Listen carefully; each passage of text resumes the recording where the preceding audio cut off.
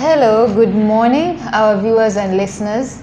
This is the Dawn Show on Lavish Heart TV, and this is, of course, chilling out with me, La Rota.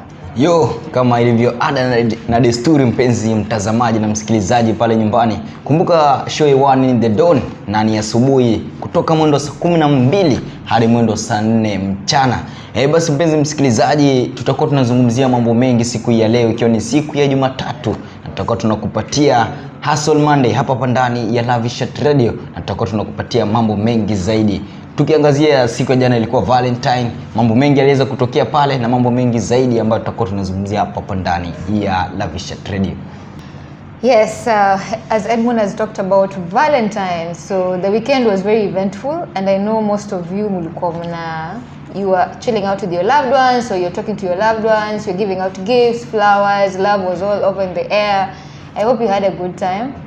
Personally, yes, my weekend was great, I can say so. I think so. Mimi naona kidogo unang'ang'aa, sijui jana kulendaje kule vile. Jana, yesterday was Sunday, but Valentine's, it was just a normal Sunday. And besides that, it was a birthday. I was celebrating a birthday, so I wasn't so focused on the Valentine's part of it. Ilikuwa siku yako ya kuzaliwa?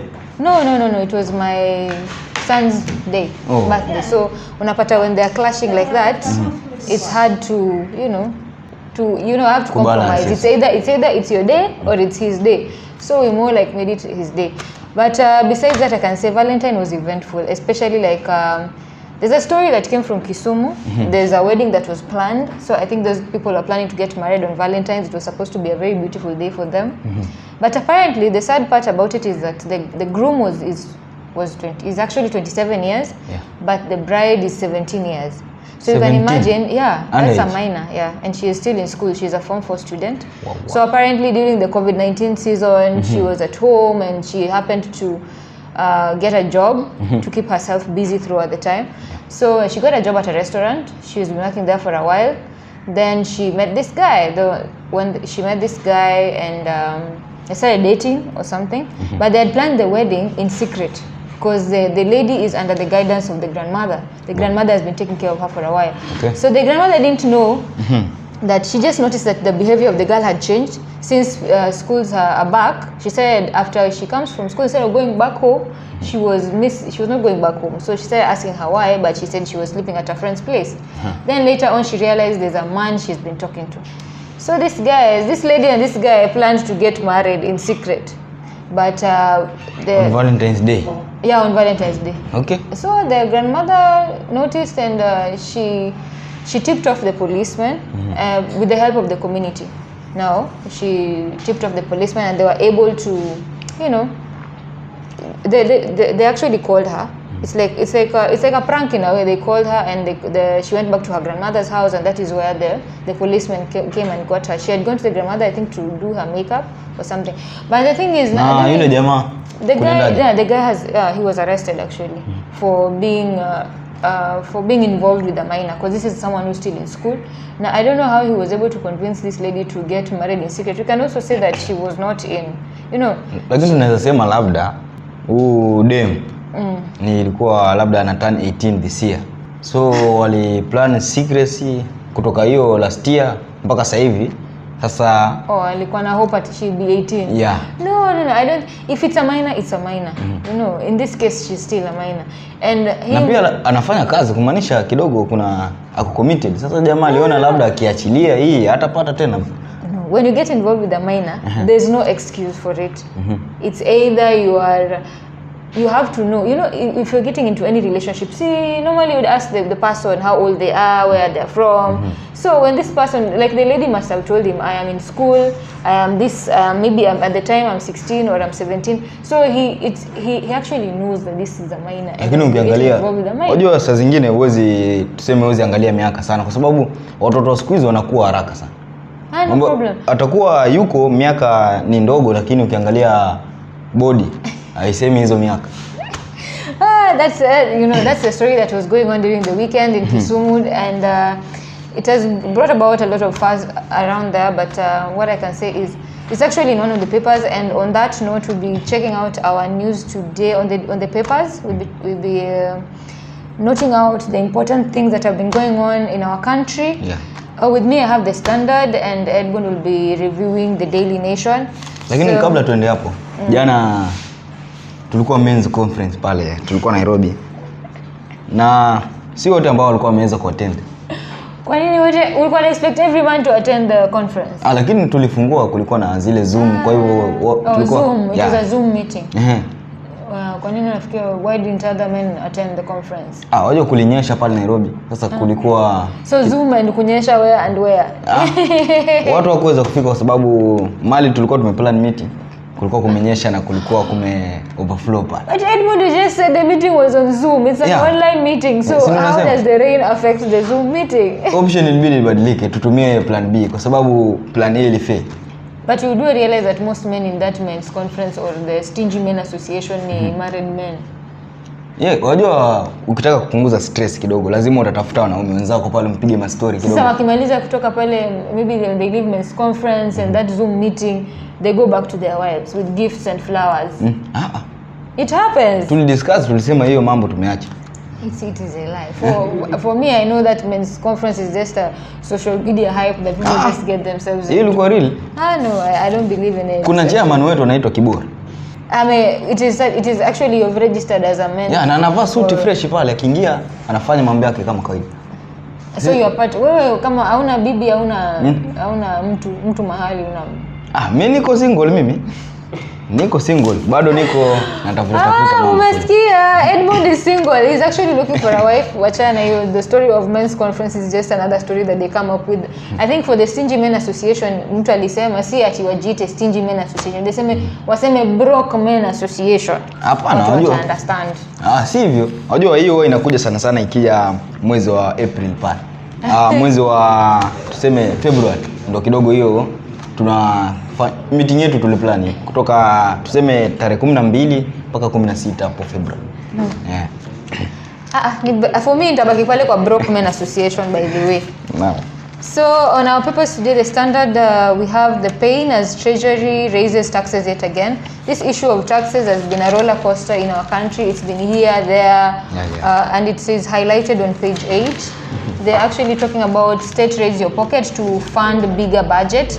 So what I can say, they've raised the budget to 3 trillion actually. That is the revised version. So the new levies such as maybe the digital service tax and minimum tax of 1% of companies' gross turnover to raise more revenue for the 2021 to 2022 financial year. Hapo kulikuwa na swali hapo, ulikuwa tuulizie ile tulikuwa tunapatia mjadala kidogo wa tazamaji na wasikilizaji pale. Kidogo kulikuwa na swali ambalo lilikuwa limeleta mtafaruku kidogo hapo. Swali, I think because of the debate that will be ongoing, it's a very sensitive matter that we'll be asking as the show goes on.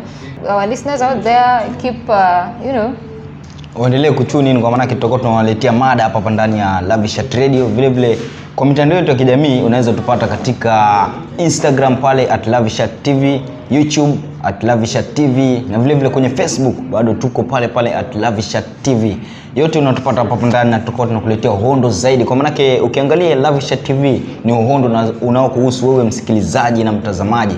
Ukija katika radio unapata ni radio zaidi ya kawaida, na hapa ndani ya Lavishat Radio tutakuwa tunakupatia mambo mengi zaidi ambayo tutakuwa ni ya kufahamisha wewe msikilizaji na wewe mtazamaji, ambapo unatutazama na unatusikiliza upande upi hapa. Tutakuwa tunakuelezea na tutakuwa unatupatia maoni yako mahali ulipo msikilizaji na mtazamaji kuhusiana na magazeti ya leo ambayo tutakuwa tunakupatia taarifa kwa muda usio mrefu.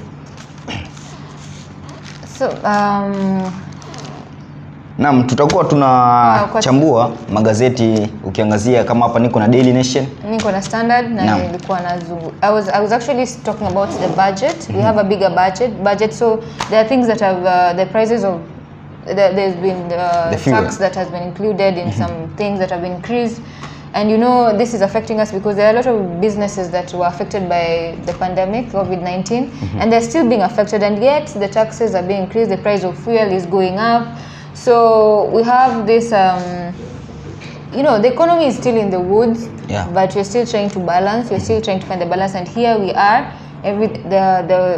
the with the rise of fuel prices, everything else is affected. Yeah. Na tukiangalia pia COVID-19 ilikuja ka affect. So people are still trying to recover from the losses that they made during that time.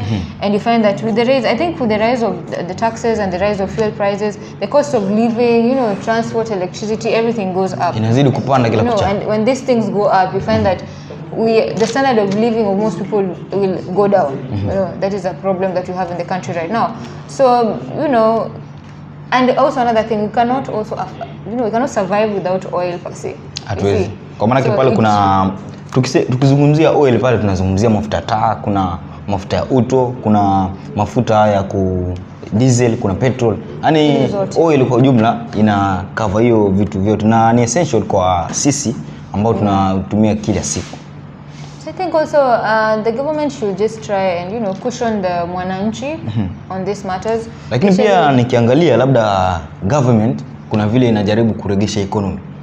Lakini it's trying, because you see last year they might say there was the revenue that was expected to be collected in 2020 was affected. 2021 was affected greatly by corona and the pandemic. So many businesses closed down. So the tax revenue went down. But kuna vile ilikuwa affected na kuna 2 billion inapotea. The government needs money for infrastructure and all other things, but you find that most times money is getting lost every day. And they still say the country is developing, but money is still getting lost. I don't know.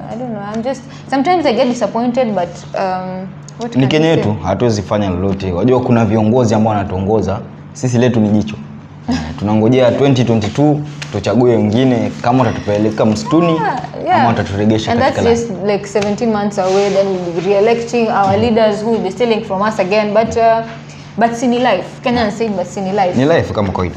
On page 12 of the Standard there's a story of missing girls. There's a girl who went missing in Soweto, that is in Nairobi. She's 16, She has a small baby, so she went missing, and there's been like a case of child trafficking. She is 16. Yes. Na kuna mtoto. Yes. Mtoto ni wake ama ni wa kwao? Ni wake, mtoto ni wake. She got pregnant during the COVID-19 pandemic break when they were still at home. So and the baby is just 3 months old, so she was it's a boy. So he was breastfeeding exclusively, but now the mother has gone missing. So the people who saw her lastly said she was seen boarding a motorbike, and from that time she has not been seen since. So the parents are looking for her, and they've said she's been missing for 3 weeks now. Na sasa unaona mtoto wake sasa imebidi they give him now solid food, because initially he was exclusively breastfeeding and now he has to eat food because the mother has gone missing. Na hapo msikilizaji hapo tutakuwa tunakuuliza swali. Nadhani tuwaulize swali kisha watupatie majibu. Kwa nini hawa wasichana ndio kidogo wako involved na haya mambo ya trafficking? Kila wakati wao wanatoka nyumbani, wanatoroka, wanaenda kutafuta mambo mengine na wanaacha wazazi pale nyumbani. Hata kama hawajiwezi vumilia, tunaambiwa maisha ni kuvumilia. See, unasikia most of them are actually leaving their homes because of poverty, and you see they're saying most of the like if you find like this particular case, they are coming from an informal settlement where both of them, the 8-year-old and the 16-year-old are coming from Soweto, and maybe they see like their families are struggling. For the 16-year-old, you can say maybe they are lured to online sex, or they find that they are coerced to some cults or whatever, because she's in her right mind, she can be able to make decisions as much as she's a minor. But for the 8-year-old, it's easy to just gift them and tell them, okay, you're going to give them something nice, they can escape from a particular problem, then you call them out. Kwa sababu akili hazijakomaa bado. Yeah. So she's thinking maybe this stranger who's calling them out to go do something else has good intentions, and maybe it turns out that it might be trafficking, kidnapping, but both of the girls are still being looked for by their parents. They've actually put out pictures and posters on whoever sees them should report back to them and tell them where they are. But our listeners and our viewers, you can always tell us what you think about the correlation between the sex of a child and trafficking, and also if poverty actually leads to more cases of trafficking and kidnapping. I can say the question, I'm putting it out there to you to tell us if you think that sex and poverty lead to trafficking, more trafficking and kidnapping, because you find that most of the cases, for those people from the girls from informal structures or informal settlements are easily trafficked, or maybe they're easily, lured into trafficking. You tell us what you think about it. Unaweza kutumia SMS yako kupitia nambari 0714205969 ama unaweza kutumia SMS kupitia nambari 2202, kisha unaweza kutumia pia kwa mitandao yote ya kijamii. Kwenye Facebook pale utanipata @edmundos, kwenye Instagram vile vile utanipata @edmundos_ed, na vile vile tutakuwa tunawasiliana zaidi pale kwenye Twitter, utanipata @edmundos006, na vile vile kwenye Lavishat TV utatupata @Lavishat TV katika mitandao yote ya kijamii. Labda kwako. Edmund has actually given you our social media handles. And on that note, we go to the next story that we'll be looking into is there's a new dawn on HIV and AIDS. Because of late, there's been so much concentration on coronavirus and COVID-19 and the vaccine and finding its cure.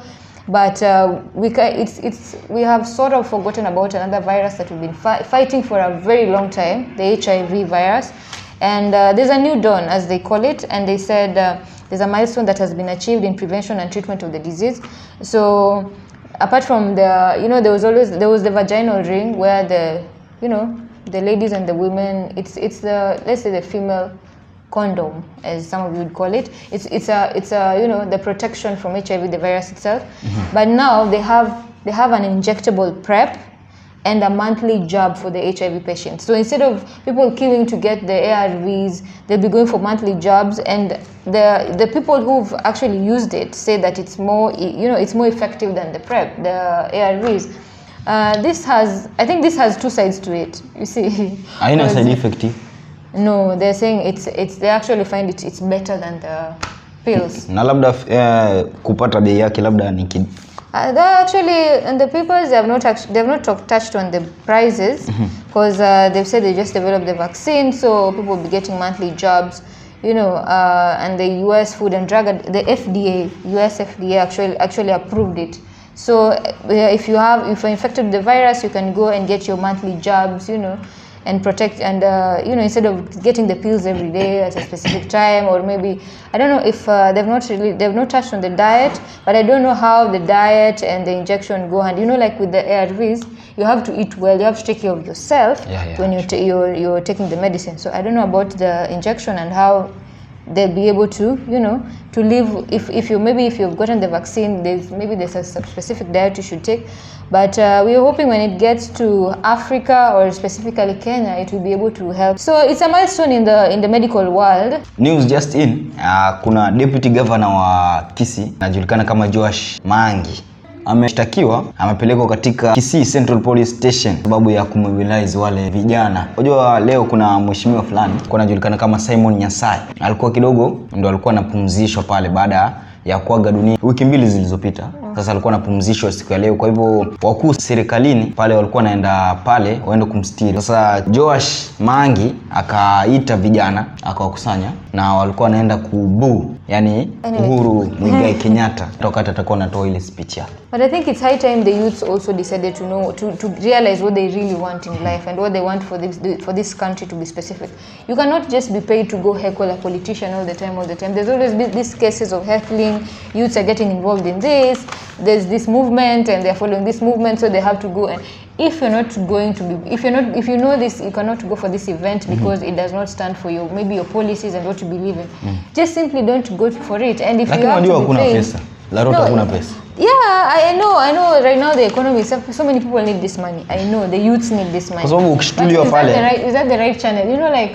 For him being arrested and all, we don't know if he's guilty or he's not guilty. But at the end of the day, there's the issue of the youths being, paid to go heckle that particular politician. It doesn't make sense to me sometimes, because I think for the youth, if we really need a change in this country, we need to change our mindset concerning our leaders and how we should address our issues. Because at the end of the day, you might go and heckle the politician and you go back home with the little money that you've been given, and that does not change a thing. Tukumbuka tulikuwa tumekuuliza swali hapo mbeleni, na tulikuwa tumekuuliza kama poverty, yani umaskini, ndio ambao unakuongoza kufanya mambo ya usherati kama vile uzinzi na vile vile kutoroka nyumbani kwenda kujitafutia ama kuleta mambo tofauti, mambo mengi zaidi pale. Je, ni kwa sababu ya poverty ama kwa sababu ya umaskini?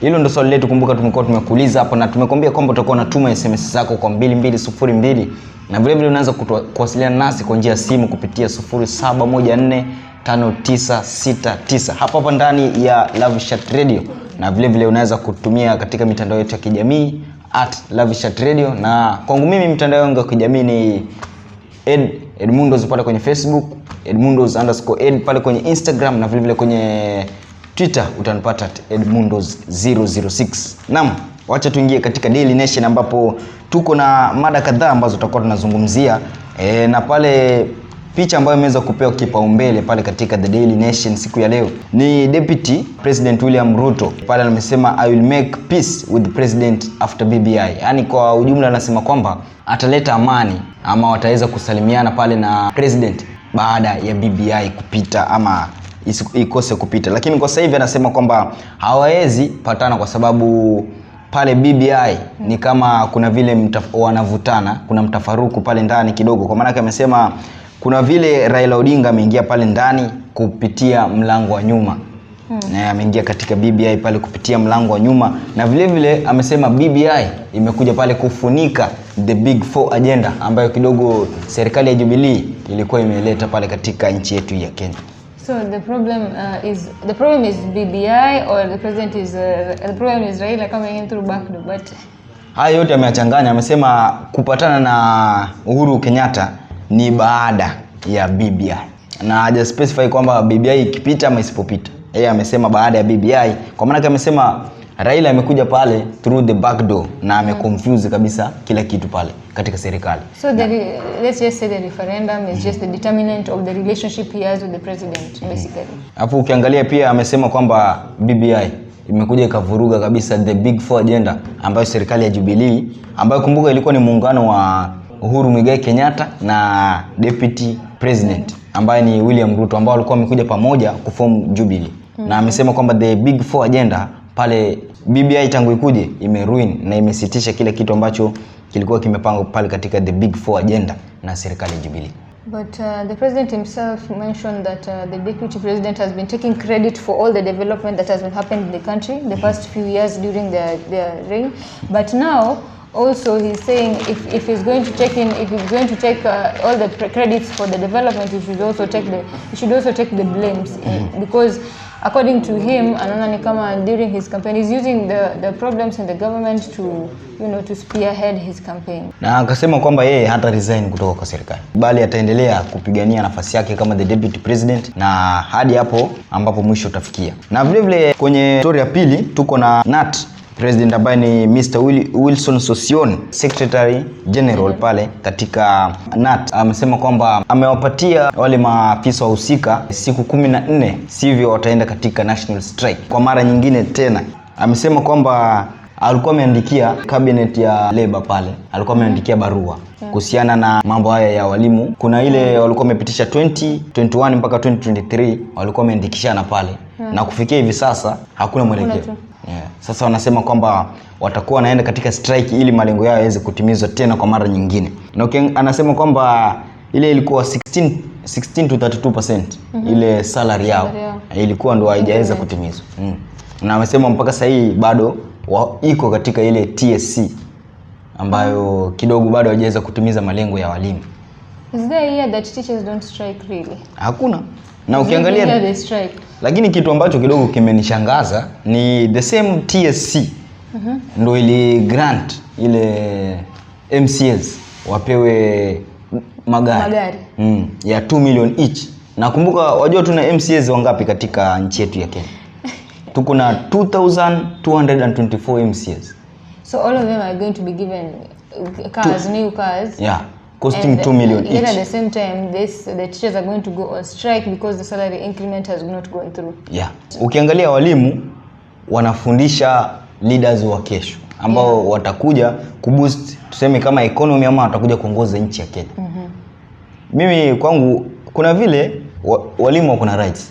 Na wanafaa kupigania rights zao, kusema ile ukweli tu. Okay. Na tukiendelea mbele pale kuna shillings 1 billion cancer center ambayo itakuwa inafunguliwa pale Nakuru, ambayo president kabla mheshimiwa ambaye alikuwa Bomet governor yule Dr. Laboso kabla aweze kuaga dunia alikuwa na mpango wa kufungua hiyo hospitali ya 1 billion ambayo ina cost 1 billion Kenya shillings ambayo iweze kutibu wa Kenya ambao wako na ule ugonjwa wa kansa, kwa sababu ni siku nyingi pale tumeona watu ambao watakuwa wanaenda nchi za ugaibuni kwenda kutafuta matibabu ya ugonjwa wa saratani. Na kuna issue like I can say the referral hospitals most times you find that you go to, if you have cancer in another county that is not Nairobi County or maybe in Eldoret, you have to be referred. Remember, you go to Kenyatta National Hospital, and if you get there, that is if you don't have the money for treatment, you go there and there's a long line of people there.